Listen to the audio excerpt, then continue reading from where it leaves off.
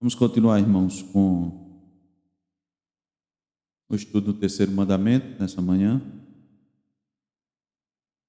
O texto é aquele que lemos, Êxodo capítulo 20, versículo 7, e concluiremos nesta oportunidade, com a graça de Deus, sobre os pecados proibidos neste mandamento. Êxodo 27, vamos recitar novamente. Não tomarás o nome do Senhor teu Deus em vão, porque o Senhor não terá por inocente o que tomar o seu nome em vão. Amém. Oremos. Senhor, mais uma vez recorremos a Ti em oração, te pedindo, Senhor, teu favor, para esse estudo aqui, ó Deus, conduz nossas mentes, ó Deus, a nós que estamos à frente, para que, Senhor, venhamos a bendizer o Teu nome bendito, Senhor, por meio da honra a esse nome grandioso, esse nome, Deus, que está acima de todo nome, o Teu nome, ó Deus, Yahvé, nosso Deus. Por consequência, honremos também o nome do Teu Filho bendito, Jesus Cristo. Honremos a Trindade Santa, ó Deus, o Teu Santo Espírito, porque quando honramos o Teu nome, não o entristecemos, nós exaltamos o Teu Espírito, nós manifestamos na nossa vida a ação do Teu Espírito, nós mostramos que somos guiados pelo Espírito, conduzidos pelo Espírito, e quando nós honramos o Teu nome, nós dizemos que estamos cheios do Espírito, porque a Tua palavra tem invadido, Senhor, a nossa mente e o nosso coração. Conduz-nos, ó Deus, para que não sejamos, ó Deus, dispersos por nenhuma razão, nenhum motivo. Que todos venhamos, ó Deus, a compreender a Tua santa palavra. Nós te pedimos no nome de Jesus. Amém. Pois bem, irmãos, hoje é a quinta e última parte do estudo referente aos pecados proibidos no terceiro mandamento. Então, vou lembrar aos irmãos o que nós aprendemos no último estudo. Aquilo que é pecado contra o terceiro mandamento. O que nós aprendemos? Primeiro, usar a Bíblia ou parte dela para zombarias, questões curiosas e sem proveito, vãs contendas ou a defesa de doutrinas falsas. Nós aprendemos que a Bíblia é santa e deve ser tratada com toda a reverência requerida. Isso aqui é um livro, um conjunto de livros, foi impresso numa editora, como todos os demais livros também foram impressos, mas ele não é um livro comum. Ele não pode ser tratado como um livro comum, não pode ser considerado um livro comum, e não se deve usá-lo para outros propósitos que não seja o propósito adequado.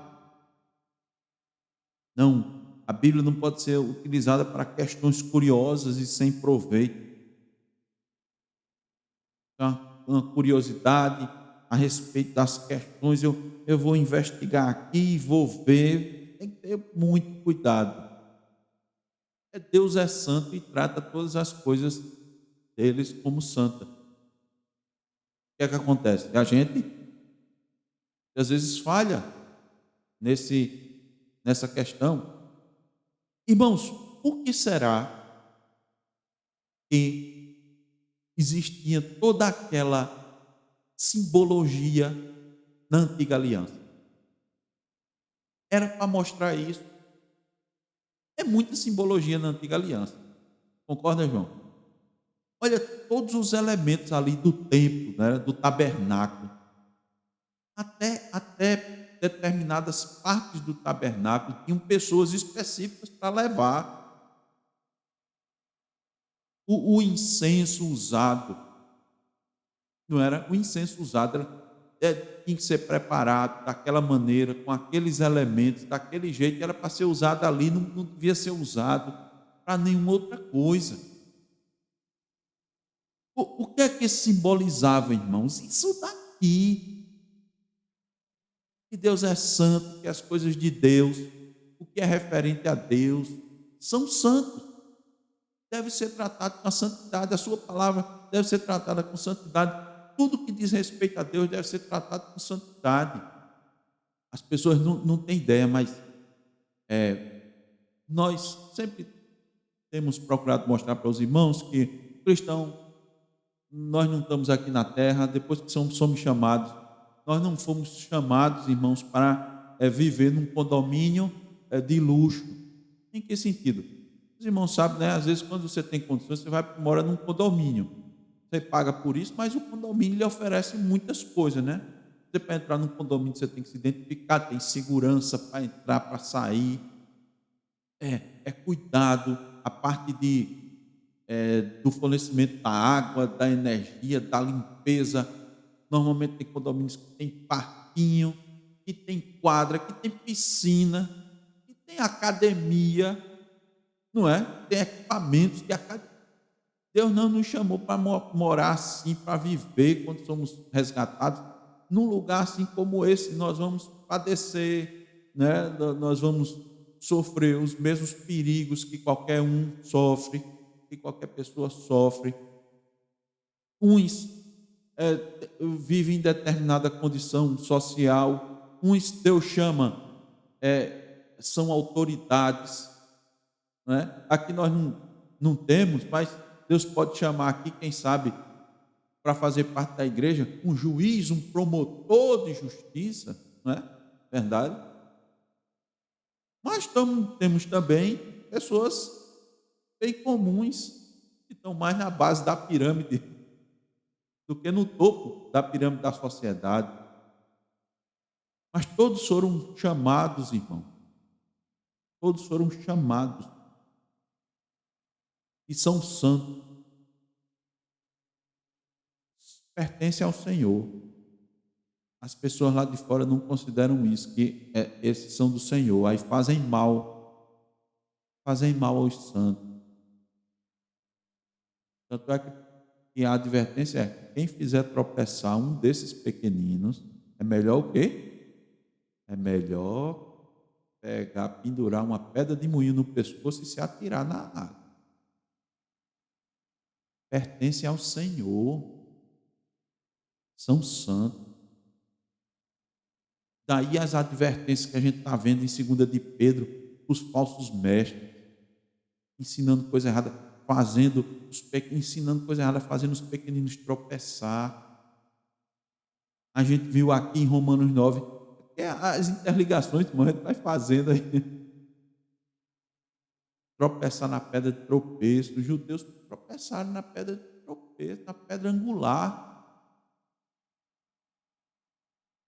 Tinham e tropeçaram, e o próprio Jesus, o Filho de Deus, na sua frente, não honraram, não deram a devida honra. Deus mandou seu próprio Filho. Eles fizeram exatamente como na parábola, que aquele homem mandou os seus servos e mandou o mensageiro, e eles mofaram. Depois ele mandou: não, vou mandar meu filho, pode ser que ele respeite. E não fizeram isso, vamos matar ele. Daí a gente fazia aquela observação sobre Israel nos nossos dias. Irmãos, Israel desprezou o Filho de Deus. Não fizeram coisa, não foi qualquer um, não. Foi o próprio Filho de Deus. Então as coisas de Deus são santas, devem ser tratadas santas. Deus dá um maior valor ao pequenino. Lázaro, um pobre, doente, cheio de chaga, pobre. As pessoas davam sustento para ele. Quando foi para o céu, estava no seio de Abraão. Estava no seio de Abraão, não era Lázaro na sociedade. Nada, era indigente, usando essa expressão, né? Ou um miserável que necessitava, mas está lá no seio de Abraão. As coisas de Deus são santas, deve ser tratado com a devida santidade. Porque Deus disse que não vai ter por inocente o que tomar o seu santo nome em vão. Então, quando a gente olhar agora as pessoas, quando citar o nome de Deus, você já vai regalar os olhos. Por quê? Temos que ter cuidado. Usar o nome de Deus, juramento, como nós vimos. Quando a pessoa vai diante do tribunal, irmãos, e olha, eu juro dizer a verdade. Juro dizer a verdade. Amém. Deus está lá, ó, anotando tudo, viu? O, o, o HD de Deus não tem tamanho, não. Ele registra tudo. Não dá falha, não precisa de backup, viu? Não precisa trocar por SSD, não. Fica lá registrado. Aí a pessoa vai prestar contas. Você não santificou o meu nome. Poxa, quando foi que eu fiz isso? Olha, eu estava lá, ó, jurando. Deus é santo, por isso que a lei é santa. E o mandamento é santo, é justo, e é bom para nós. É bom conhecermos a lei de Deus. Nós aprendemos também que a defesa de falsas doutrinas é pecado contra o terceiro mandamento, mesmo que a pessoa faça com sinceridade. Porque, de novo, nós dizemos, existem pessoas que defendem falsa doutrina com sinceridade. Existe. Você vai falar com determinadas pessoas, irmãos, né, que são irmãos e a gente trata como irmão, e ele está defendendo unhas e dentes uma doutrina falsa. E muitas vezes essas doutrinas são doutrinas que a gente considera basilares, doutrinas fundamentais, como o caso da doutrina da salvação. Como Deus salva. Por que é basilar? Porque quando você diz que o homem colabora com a salvação, é uma coisa pesada. Você vai mexer na glória de Deus, né? Mexer na glória de Deus. Não é uma coisa de só menos. Mas tem gente que defende com unhas e dentes. Não, às vezes a pessoa pode perder a salvação, não está vendo os textos e abre a Bíblia e fala assim com fervor, mas essa é uma doutrina errada. Está errada. E você não pode dizer que está certo. E as pessoas vivem. E eles vivem. E às vezes a gente vê até, às vezes, olha o agir de Deus aqui na minha vida, fez isso, fez aquilo. E, rapaz, aquele irmão defende uma doutrina errada, mas assim Deus está agindo. Mas, irmão, vou abrir um rápido parênteses aqui. Quanto mais a gente vai conhecendo de Deus, mais vai vendo o agir de Deus. Olha, irmão, quantos e quantos e quantos e quantas pessoas Deus nos deixa agindo na sua ignorância. E, inclusive, muitas vezes experimentando até determinadas bênçãos. Olha, irmãos, por isso que a gente precisa conhecer e conhecer mais a Deus. De novo, eu faço menção a que a gente está estudando em 2 de Pedro, a gente precisa do conhecimento verdadeiro a respeito de Deus. A gente precisa conhecer a Deus e a Cristo Jesus para entender o seu agir, para ouvir, saber ouvir a sua voz, entender quando Deus está falando, enxergar. Nós vamos ver sobre visão à noite, enxergar. As coisas muitas vezes estão acontecendo diante de nós e a gente não enxerga. Então, a defesa de falsas doutrinas é pecado contra o terceiro mandamento. O abuso das criaturas ou de qualquer outra coisa compreendida sobre o nome de Deus para feitiços, por exemplo, são práticas pecaminosas, porque nós vimos que o homem tenta a todo custo adquirir os poderes ou forças sobre-humanas para fazer seus próprios benefícios ou propósitos. E isso, irmãos, é pecado contra o mandamento, incluindo mágica, adivinhação. tentar manter contato com os mortos, o uso de determinadas peças ou produtos que supostamente podem trazer boa sorte. Eu já disse, tem muito cristão misto que está dentro dessa mesma perspectiva, dentro dessa mesma linha. Eles abandonam a revelação da palavra de Deus, o modo de agir de Deus, e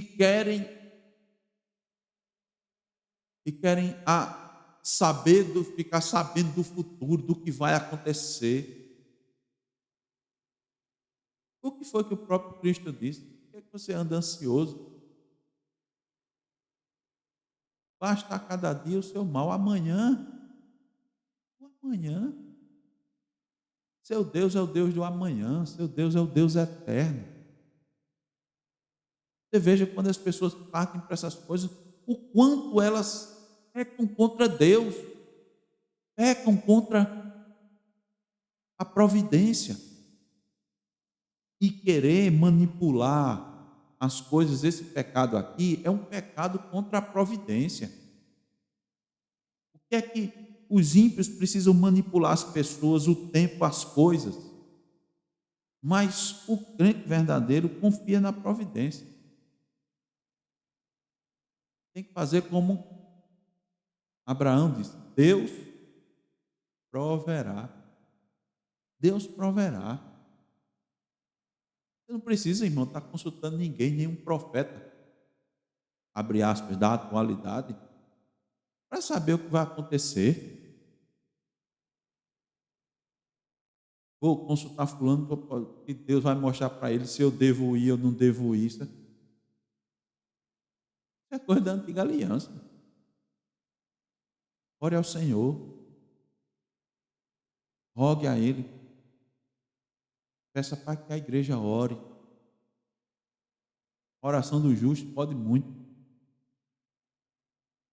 Deus vai falar com você pelos meios que Ele utiliza. Vamos continuar, irmãos, com a parte final dos pecados proibidos no terceiro mandamento. Um deles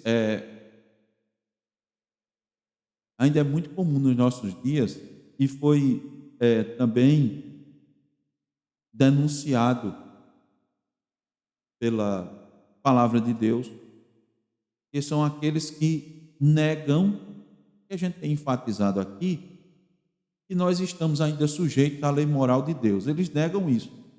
Negam que nós não estamos mais sujeitos à lei moral de Deus como regra de vida. E essa tendência, irmãos, é muito perigosa. Muito perigosa. É claro que nem todos que dizem isso vivem em dissolução.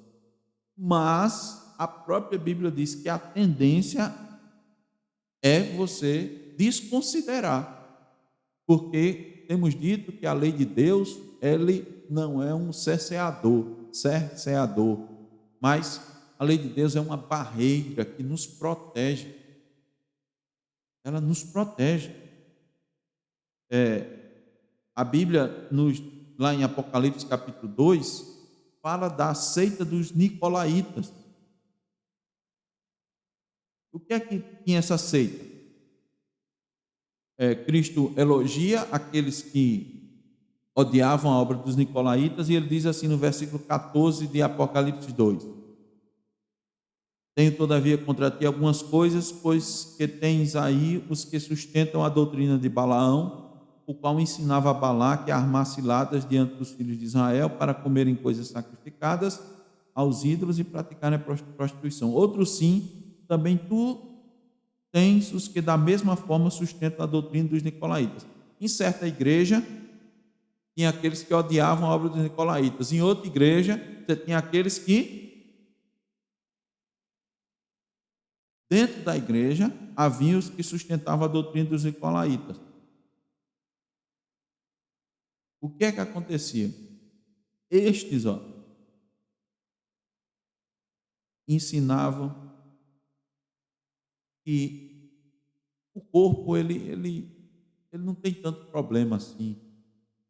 A questão maior é a alma. O que acontece com o corpo não tem muito problema. O que se dá com o corpo, porque traziam aquela ideia que o corpo é mau, as coisas são más.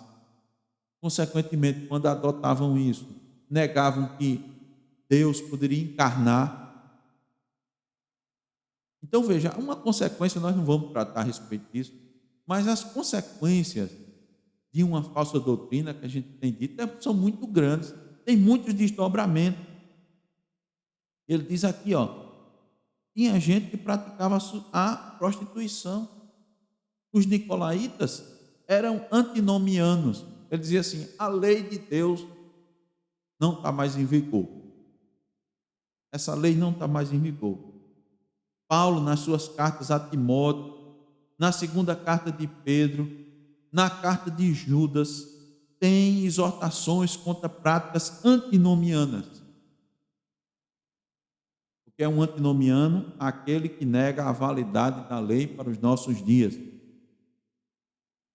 Olha Judas, a carta de Judas diz assim: pois certos indivíduos se introduziram com dissimulação, os quais desde muito foram antecipadamente pronunciados para esta condenação, homens ímpios, que transformam em libertinagem a graça de nosso Deus. Qual é a consequência de você negar a lei de Deus? Libertinagem. Um perigo muito grande. Perigo muito grande. Já digo, nos nossos dias tem alguns que dizem isso e não parecem ser libertinos.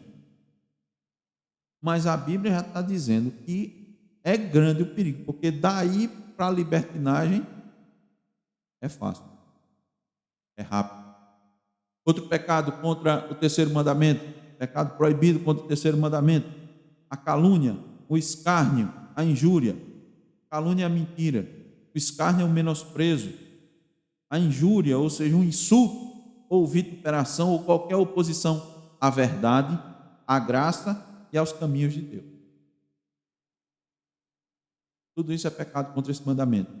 O que seja, o que é caluniar? Falar de maneira falsa, e mas não só falsa, maliciosamente. Não é você falar de maneira falsa sem um conhecimento. Eu disse isso, mas eu não sabia de tal coisa, aí eu acabei cometendo esse pecado. Não, a calúnia é falar de forma maliciosa, sabendo, tendo conhecimento. Falar falsamente é uma ação deliberada, e muitos fazem isso contra o Evangelho. O pecado aqui está diretamente relacionado àqueles que falam contra o Evangelho, falam malignamente contra ele, e as suas consciências estão acusando de pecado, e eles mesmo assim fazem. Isso acontece muito com quem, irmãos? Com quem normalmente abandona a profissão de fé, se filia a outro tipo de religião. Aí eles se voltam caluniosamente contra o Evangelho. Começa a dizer: eu sei como é, eu já fui de lá. Começa assim. Aí a pessoa diz: olha, ele foi de lá. Aí começa a dar atenção. Meus irmãos, não é postura do cristão verdadeiro a calúnia. Não é. Não é. Quando você vê algum cristão, ou a pessoa que se diz cristão, com esse tipo de postura, comece a desconfiar se é um verdadeiro cristão. Ele de fato é cristão.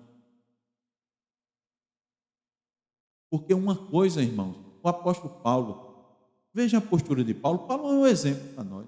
Paulo era um apologeta, Paulo era um pregador, Paulo era um missionário, Paulo falava contra os judeus, Paulo saiu de dentro do judaísmo.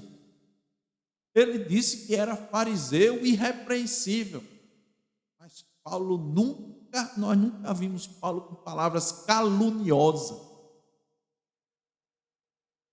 Os fariseus estavam errados. Jesus criticou: ai de vós, escribas e fariseus. Mas Cristo nunca caluniou, denunciou, denunciou o erro, mostrou o erro. Disse inclusive que eles eram hipócritas, sepulcros caiados. mas nunca caluniou. Nunca falou de forma maliciosa, para prejudicar, para fazer o mal, para atacar a honra de qualquer deles que fosse. Não foi isso. Mas ele denunciava o erro. Evidentemente são coisas distintas. São coisas distintas. Eles não falavam o que era errado a respeito dele. Mas veja, olha o que é que os judeus faziam. Acompanhe só comigo aqui, Atos 13, 44 e 45. No sábado seguinte, afluiu quase toda a cidade para ouvir a palavra de Deus. Mas os judeus, vendo as multidões, tomaram-se de inveja e, blasfemando, contradiziam o que Paulo falava. Veja como era. Paulo contradizia o que os judeus falavam, sim, mas não com blasfêmia, não com calúnia, não com difamação, não com mentira. E ele saiu do meio deles, ele sabia como era lá dentro. E ele disse: eu saí com cartas para prender. Mas qual é a postura dele? Qual é a postura de Paulo? Vamos para Romanos, voltar para Romanos. Romanos capítulo 9. Olha o que é que Paulo diz. Olha a diferença de quem saiu do meio de uma seita que perseguia Cristo. Como é que ele se porta? Vamos lá. Ele diz, Romanos 9, os primeiros versículos. Digo a verdade em Cristo, não minto, testemunhando comigo no Espírito Santo a minha própria consciência. Tenho grande tristeza e incessante dor no coração, porque eu mesmo desejaria ser anátema, separado de Cristo, por amor de meus irmãos, meus compatriotas, segundo a carne. Ele tinha compaixão. Esses aqui, quando ele tinha compaixão, era o que perseguia, que queria matá-lo, que armava, não era? Ciladas, que levantava testemunhas, que o pessoal fazia jejum, jurando que não ia deixar de jejuar enquanto Paulo não morresse. Mas ele nunca deixou de apresentar o evangelho com firmeza, dizendo que eles estavam errados. Pedro disse: vocês mataram Cristo. Vocês mataram Cristo. Mas estava pregando o evangelho. A calúnia não faz parte. Tem muitos, abre aspas aqui, tem muitos hoje, inclusive pastores, e agora com as mídias, né? A internet e tudo mais, o YouTube, que são muito ovacionados, mas eles não se portam devidamente. Quando eles vão falar de seus opositores, eles não se portam como cristão, muito menos como pastor. Nem se portam como cristão quando vão falar contra seus opositores. E lembre-se, sempre os irmãos devem lembrar. Mais uma vez eu trato o exemplo de Paulo. Paulo, irmãos, quando defendia o seu apostolado, ele estava defendendo o evangelho. Paulo não estava muito preocupado com o nome dele. Paulo estava preocupado com o evangelho. Tanto é que ele disse aos filipenses: não fique preocupado, não fique alegre, porque eu estou preso, mas o evangelho está sendo difundido. Eu estou preocupado com o evangelho. Se eu estou preso e o evangelho está sendo difundido, graças a Deus. Entende a posição, a postura? É diferente. Agora, escarnecer também é pecado contra esse mandamento. Escarnecer é zombar com o objetivo de ridicularizar. Por isso, de novo, a gente tem que ter cuidado com algumas pessoas. Muitos ridicularizam o outro. na sua maneira de agir, na sua maneira de falar. Ridicularizam.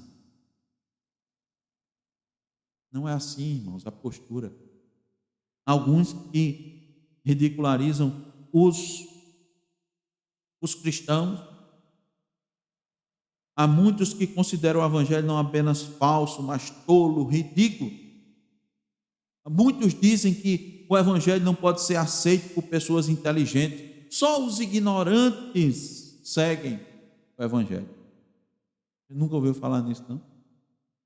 Eles estão pecando contra este mandamento aqui, não tomar o nome de Deus em vão. Usam até passagens bíblicas, como os milagres, para ridicularizar, para escarnecer. Você está vendo?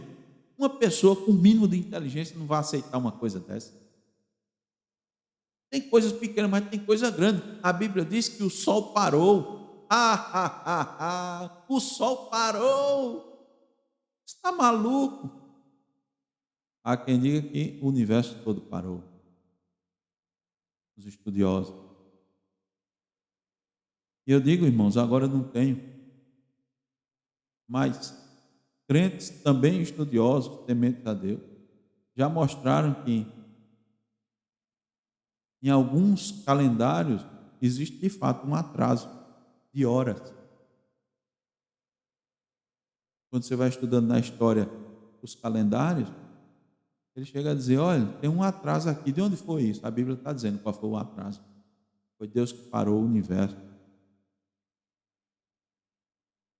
E nós lemos aqui: o Deus não tem poder, irmão, de parar o universo. Foi Ele que fez, a gente aqui não tem. Deus nos colocou, irmãos, como esse pontinho insignificante, a Terra.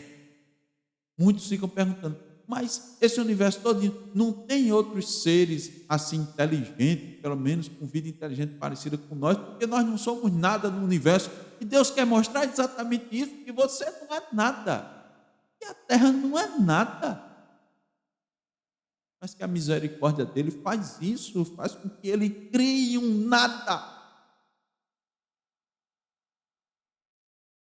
Para a gente chegar na conclusão que o apóstolo Paulo chegou em Romanos 11, ó profundidade da riqueza, tanto da sabedoria como do conhecimento de Deus.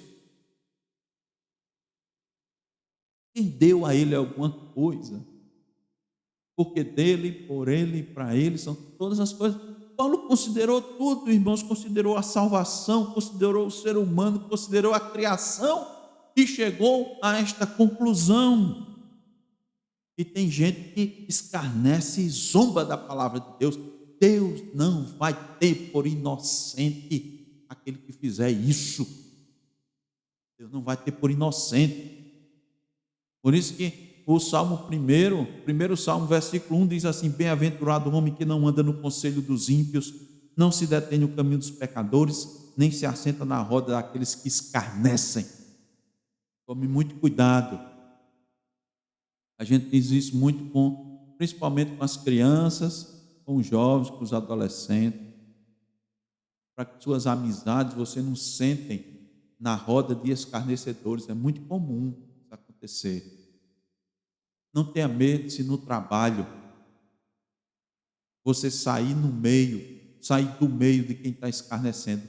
Não tenha medo disso, porque Deus não vai ter por inocente o que estiver escarnecendo o seu nome, fazendo pouco da palavra de Deus, de quem é Deus. Há os que ainda injuriam, ou seja, atacam com ações ou linguagem ofensiva. Aqui os judeus, quando reagiam ao evangelho pregado pelo apóstolo Paulo, quando reagiam ao que os irmãos da igreja primitiva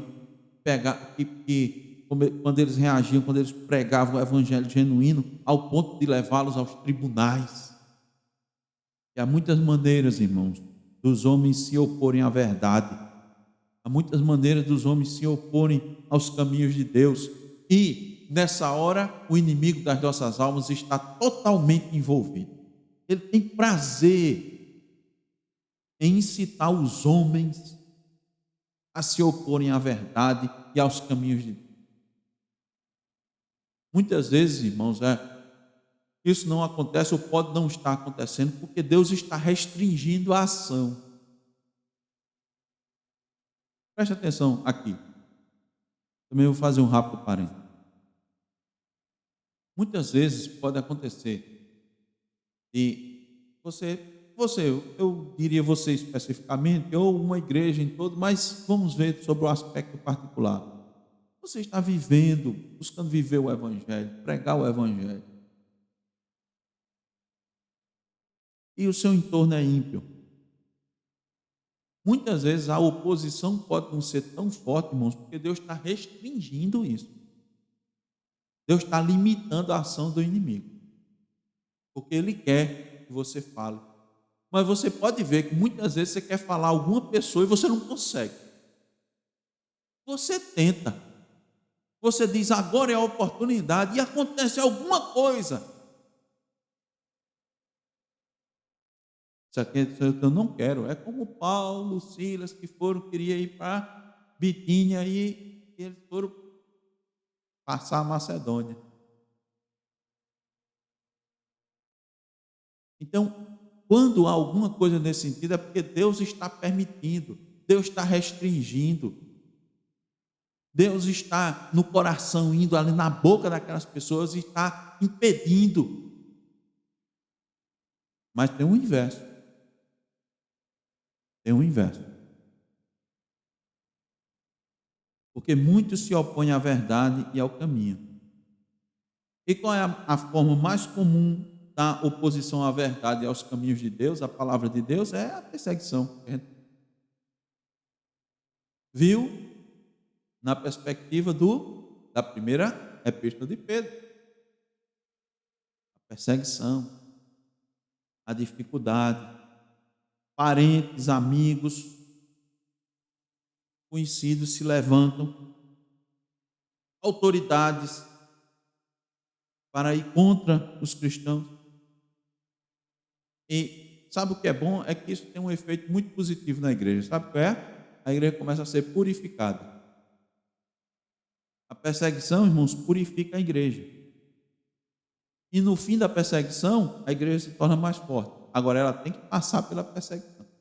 Aí é a dureza. Mas ela é purificada. Porque um falso crente não aguenta a perseguição. Ele não aguenta o aperto. É por isso, irmãos, que a palavra precisa ser pregada fielmente das igrejas. A palavra purifica. A primeira forma de purificar uma igreja de falsos cristãos é pregar a palavra genuína. O falso cristão não aguenta. Ele não aguenta o verdadeiro evangelho, mas ele aguenta o evangelho água com açúcar. Por isso que tem muitas igrejas. O evangelho mais ou menos, o evangelho mais light. O evangelho que não exige você comer, fazer a digestão. É o evangelhozinho do danoninho. Danoninho. É difícil comer danone, tomar o danone? É difícil? Diga aí, irmãos. Botou no copo, é docinho ou não é? É docinho. Tem um aspecto bonito, rosinha, né, de morango. E de morango às vezes não tem quase nada, né, irmão? Mas é bom. Entendeu? É bom. Isso é o evangelho, está aí. As pessoas vão e os púlpitos estão oferecendo danoninho.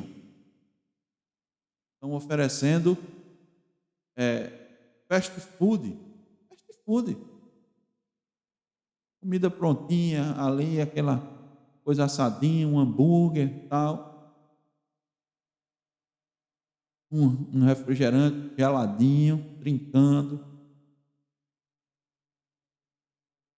Mas você chega na igreja e diz, rapaz, aqui tem batata doce. Tem carne, tem batata doce, macaxeira. Diz, rapaz, não tem um danoninho não. Tem feijão, arroz, macarrão, cuscuz. Rapaz, cuscuz de novo. tem um negocinho mais variado, não. Não, é porque agora a gente está precisando de cuscuz. Agora a nossa igreja está precisando de esse tipo de alimentação. Entendeu, irmão? Mais ou menos a comparação. Vem por meio da perseguição. A segunda maneira de atacar, se opor à verdade, é também o que a gente está estudando na segunda carta de Pedro. Eu dou graças a Deus por isso, porque a igreja vai sendo instruída. É como? A outra forma de ataque é a heresia, as falsas doutrinas, os falsos ensinos. Isso se opõe à verdade. Só que é muito perigoso. Por quê? Por que é muito perigoso?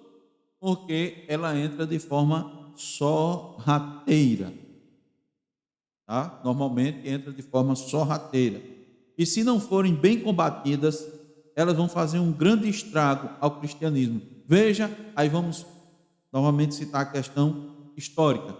Veja o que aconteceu, não só histórico, tem bíblico também, o apóstolo Paulo disse lá em Gálatas, a gente vai citar isso. Irmãos, rapidamente vocês estão passando, cuide, irmão, rapidamente.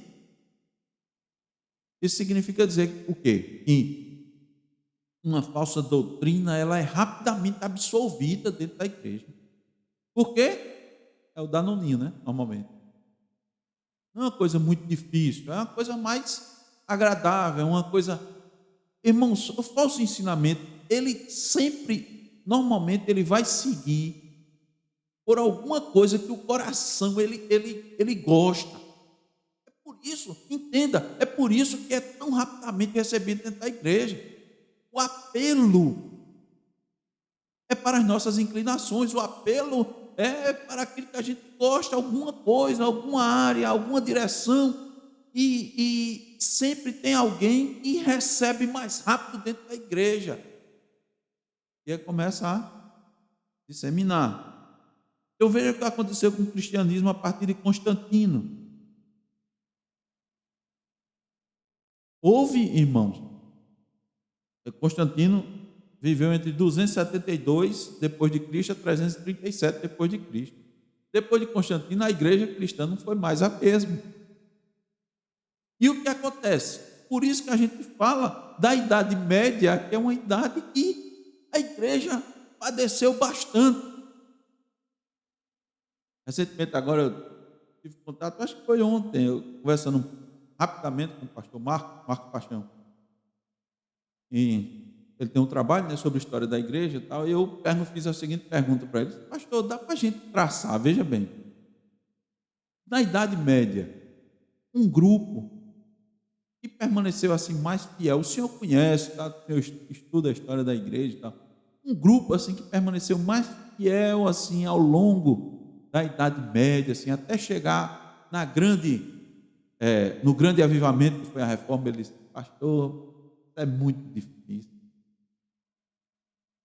Um ou outro tinha lá lógico que Deus tinha os fiéis e tudo, mas os grupos tinha, e sempre você identificava um ou outro problema de ordem doutrinária, teológica, mas Deus foi mantendo, a graça dele vai sustentando. Aí você vem a reforma e faz aquele boom, saculeja, começa a rever toda a doutrina, né? Os irmãos começam a rever toda a doutrina. O que é que nós cremos sobre Deus? O que é que nós cremos sobre a palavra? O que é que nós cremos sobre Jesus Cristo? O que é que nós cremos sobre a Trindade? O que é que nós cremos sobre a igreja? Sobre o casamento? Sobre as ordenanças ou os sacramentos? O juízo final? Tinha coisa errada. Então, o que é que eu estou querendo mostrar para os irmãos? É que começa ali em Constantino, não, vamos receber todo mundo da igreja, né? A primeira coisa que ele fez foi retirar a perseguição da igreja. Porque ele abraçou, aí as pessoas dizem: olha, quem não tem a visão adequada diz: oh, que maravilha! Aí você começa, quando você conhece a igreja, aí você começa: opa, espera aí, isso é bom em que sentido? O que foi que aconteceu? Bom, Paulo nos diz para orarmos por dias mais tranquilos, né, pelas autoridades, para que o evangelho se espalhe. Mas essa tranquilidade levou a isso? Não. Começou a infectar a igreja. E para purificar. Aí, meu irmão, foram mais de 1000 anos. Mais de 1000, porque a reforma vem no século XVI. Eclode em 1500. Já começa antes. Deus vai 100 anos antes, 150, vai aparecendo um ali e outro ali. Mas para purificar mesmo a igreja, entende, irmãos? Começou, que a gente saiba mais fortemente, com Constantino. Mas adoções que teve 1000 anos. 1000 anos. Pouca coisa? Então a gente não pode desconsiderar a malignidade das falsas doutrinas. Não pode. Exatamente, perfeitamente. A gente tem que entender, porque vai ter, né, críticas e tal, mas não estava, tinha um remanescente, sempre tem um remanescente fiel. Isaías diz: a santa semente é o seu toco. Fica, nem que seja o toco, será arrancado, mas fica o toco.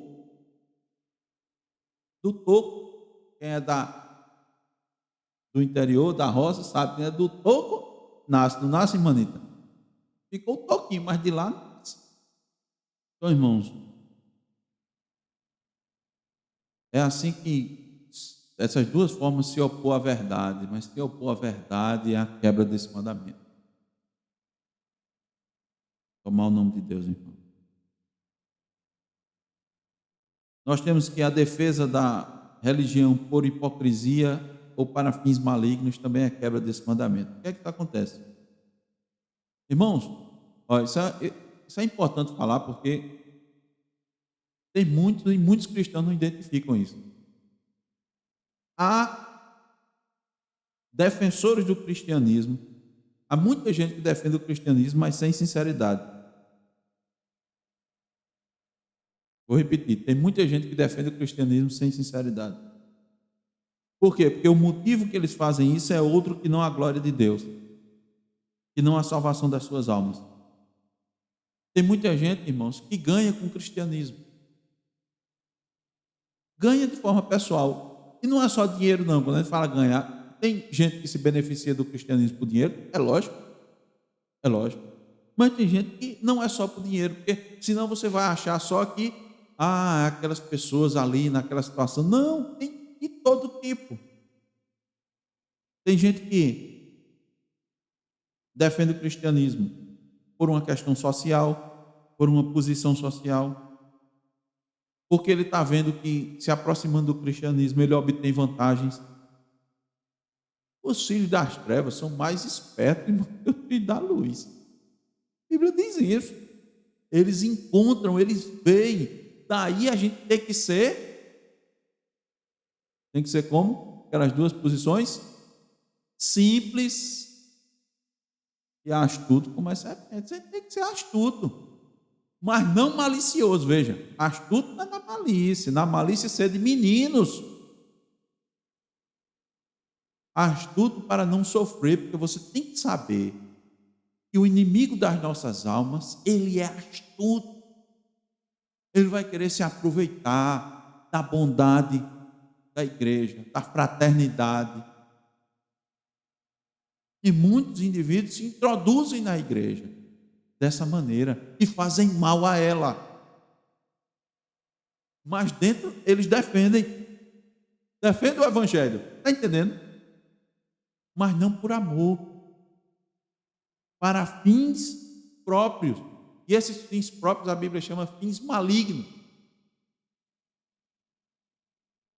É possível, irmãos, até você enganar-se a si mesmo e acreditar que é um crente verdadeiro.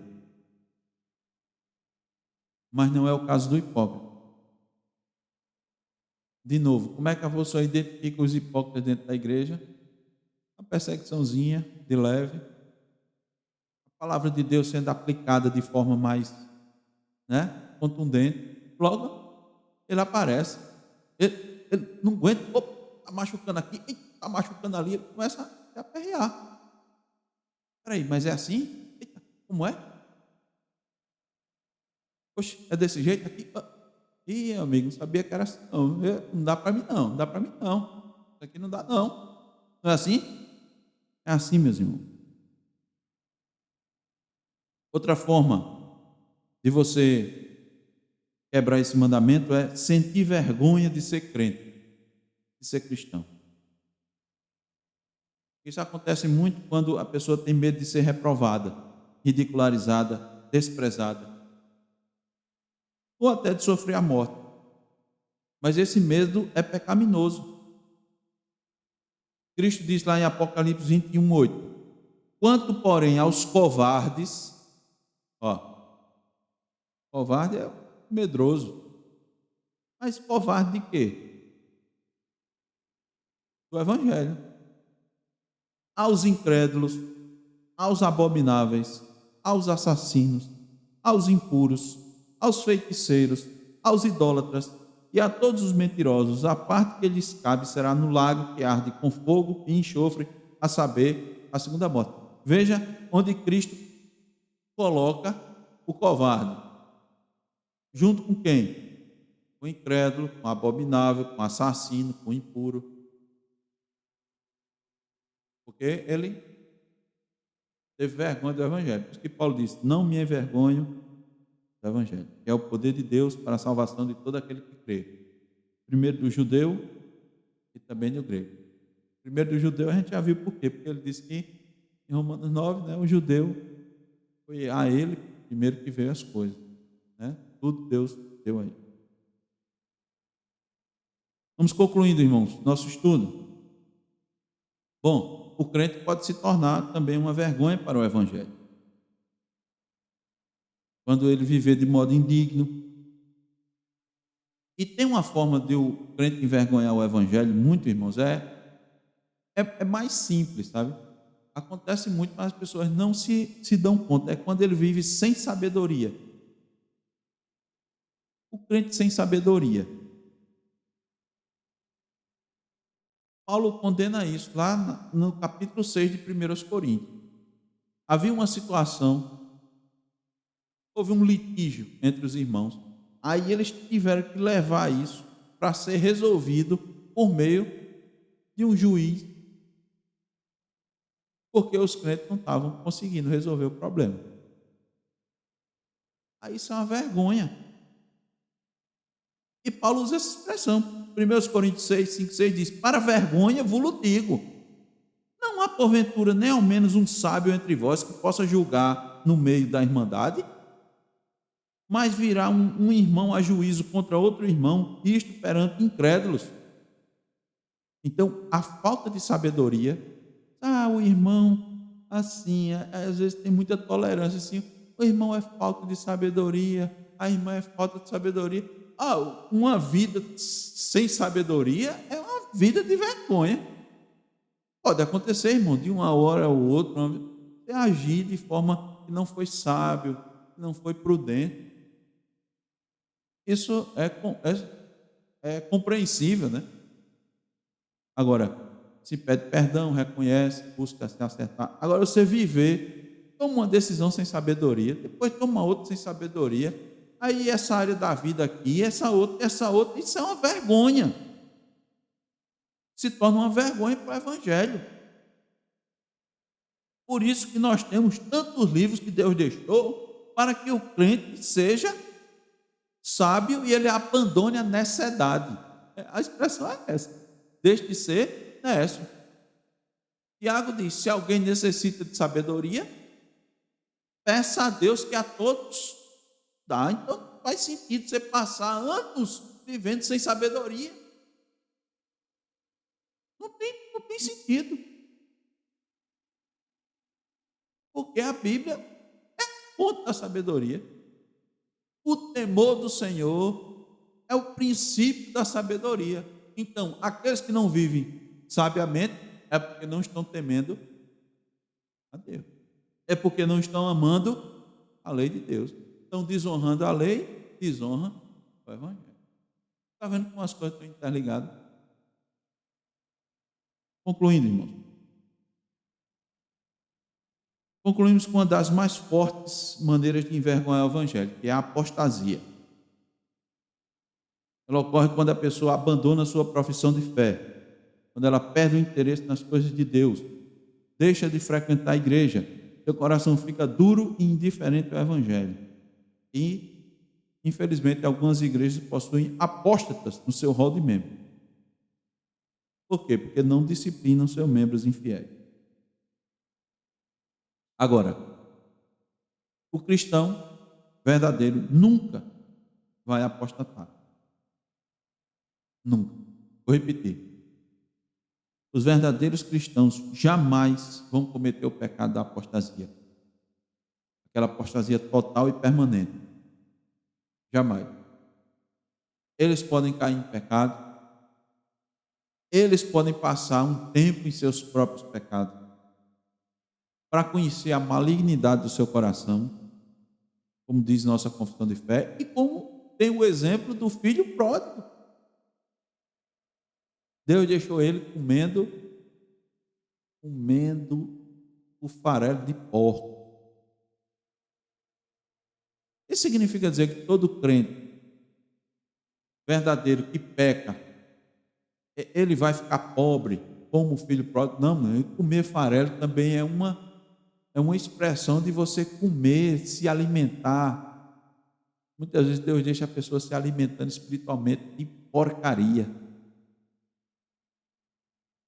Ele estava na sua igreja e Deus estava oferecendo para ele o banquete, comida boa.